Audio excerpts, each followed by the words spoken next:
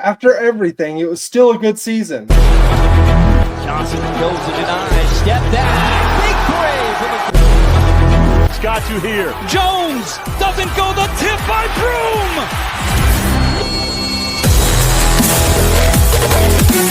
Up ahead, Harper.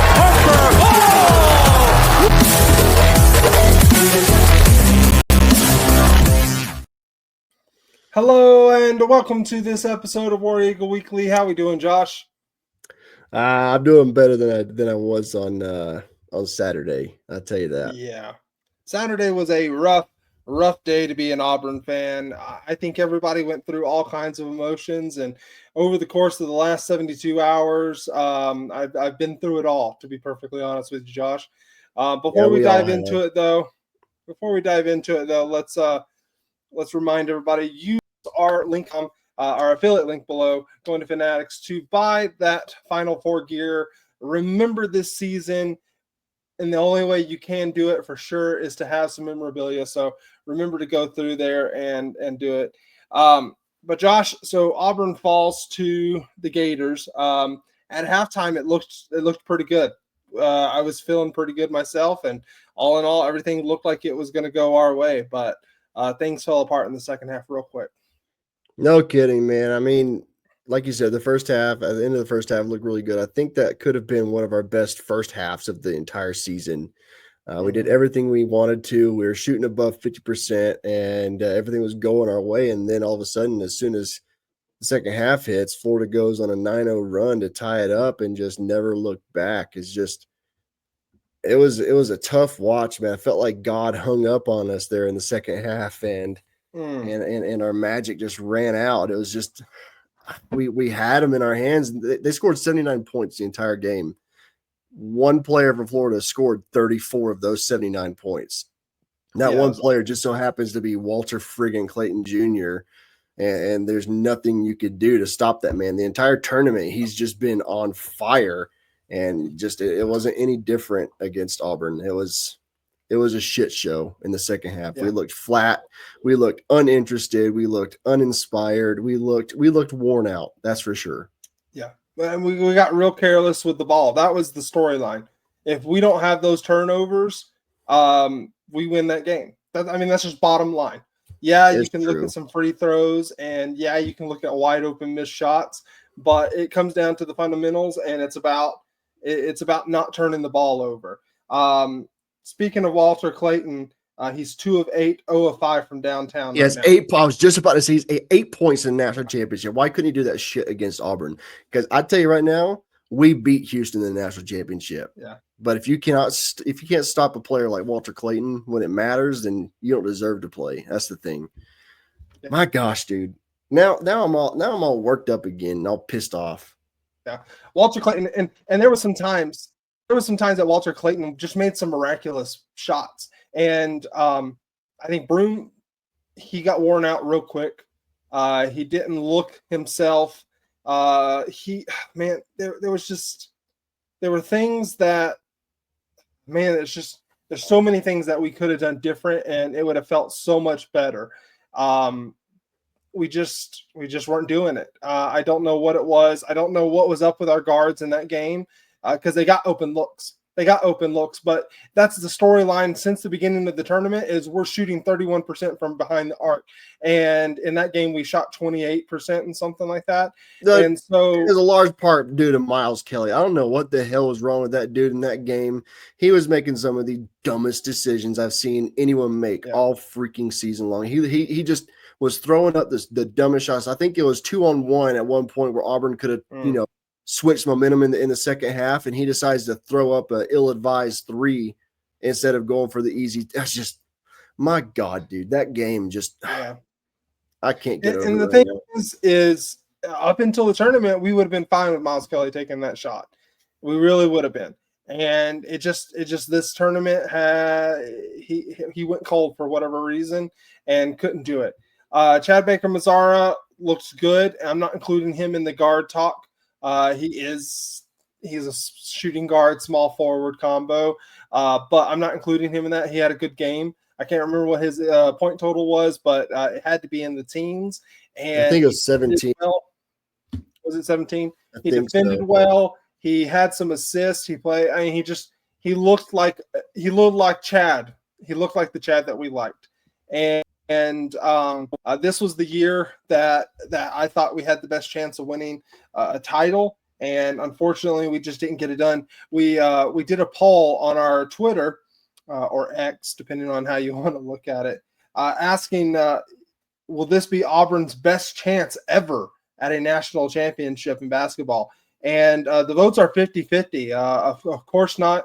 And this was our best chance. So the fan base, at least on our little poll in our little slice of the world, 50% is probably, and I posted this on Saturday night. So 50% on Saturday night is probably, a pretty good percentage of fans staying positive.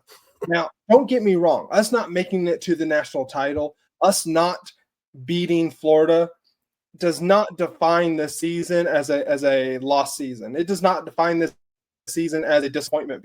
This team looked amazing at times, and this team is clearly the best Auburn team we've ever had. And unfortunately, we just can't get it done. I agree with you. Like, just because we lost in the Final Four doesn't mean it's a broken season. This Auburn team has done something that no other team will be able to do for a very long time. No other team in the history of basketball has ever played a regular season schedule like this Auburn team has. Yeah. This team, they beat themselves up all season long just to prove people wrong. And then when it mattered the most, they were all worn out. I mean, the depth was easily our biggest downfall against Florida. Yeah. Florida was a lot more well-rested compared to Auburn, it looked like. And, I mean, our best player was just dealing with injuries all season long. He's just this team is – there's no doubt in my mind this Florida team is leaps and bounds better than the 2019 Virginia team, which also means this Auburn team is leaps and bounds better than the 2019 team. So this is without a doubt, hands down, the best team that Auburn has ever put together. Yeah, and at the time of this recording, it's yet to be seen if Florida can pull out the win. Last I looked, they were down against Houston, but it is. Oh man, it's just right now. It's hard to look back on the season and be happy right now because it is only 3 days removed. It is, or 2 days removed, and I'm still feeling it. Now, you said it. I love this team. I really do. And so many of these players, I love everything, especially the seniors. There was not a time in this tournament that I thought, wow, they're just not playing with enthusiasm. They're not playing with heart, because they were.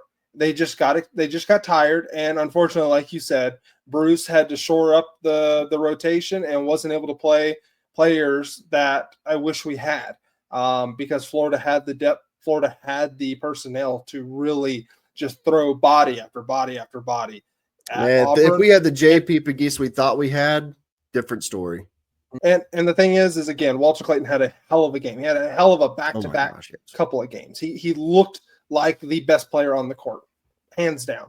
So kudos to Florida for what they were able to do, but we just weren't able to get it. A lot of people were really upset with Bruce and him not being able to make adjustments. But again, Walter Clayton wasn't getting great looks the entire game. And for part of the game in the second half, specifically when we were just playing like garbage, they were denying him the ball for a good stretch. He left the court for 3 minutes, and we did not make a single dent in the lead that Florida had. Ended it. So it was one of those things to where it just was not our night, and unfortunately, it turned out to be not our tournament. It sucks, but I guarantee we're going to be back. I wish we would have someone else come back, but that's yet to be seen. You know, Tahad kind of hinted that he wanted to come back. Today, he announced that he's entering his name into the draft, but would still keep his eligibility. You and I were talking about it, and you kind of kept me off the edge and stated that tonight room has done. You know, and I wish we would have someone come back as well, because I mean, he hinted at the player media get together, I guess, after the Final Four loss, and stated he hopes to be back at Auburn next year. And then today, he announces he's going to enter the draft. What was that last night? And he said he would also have his eligibility left. So I'm hoping he can come back. For selfish reasons, I hope he really gets a bad draft grade. You kind of talked me off the ledge today and said that it's more than likely a cash grab for him, which is smart. He needs to get what's his. He's going to get his grade and a number and come back to Auburn and say, okay, you got to get close to this number or close to this other number, and then we'll talk. But I truly believe Bruce Pearl's definitely going to reload and get Auburn back on track. I'm hoping he can stay for at least another 5 or 7 years. That would be super nice, but he is getting up there. But it's I know we're going to be back. It's just hard to be positive right now. And, we may get Chad back. We may get Tahad back. I don't know if Chaney Johnson has any eligibility left. I think he does because he came from JUCO. I thought so. I think he has some eligibility bet left. Maybe Ja'Kai Howard sticks around even if we get back. UCF transfer shooting guard, small forward coming in, and he's the number one player in the transfer portal right now. The dude can score buckets, man. So him and Tahad should be a great combination next year. We have I have faith in what Bruce has done in this program, and I have faith that we'll, like you said, we're going to be okay. This was our best chance, but that's yet to be seen. And Bruce is building something special that could just keep on lasting. Let's hope so, man. I mean, I got to keep the faith. It's the Auburn team that I love. It's that AU that I can never be super mad at. At times it's hard to be an Auburn fan, but at the same time, it's one of the easiest things, one of the easiest decisions I've ever made in my life, and I'll continue to be an Auburn fan. And so I'm just going to keep that Auburn faith, baby. Yep. And right now it's a hard time to be an Auburn fan just because of the loss and the pain that it feels, because I had that gut wrench in my stomach until Sunday morning. And then I woke up Sunday morning and it came right back. It just felt like a pit in the bottom of my stomach. And so it was just absolutely terrible. Josh, tell the people where they can get us. Tell them where they need to get their Auburn gear. And we're just going to end it short tonight. You can find us on X, TikTok, YouTube, Instagram, Facebook, War Eagle Weekly. Find your Auburn merch at fanatics.com. Use our affiliate link that's going to be in the description. It's going to help us out a little bit. Plus, you get your awesome Auburn gear. But, God, dude, War Damn Eagle, man. War Eagle, Josh.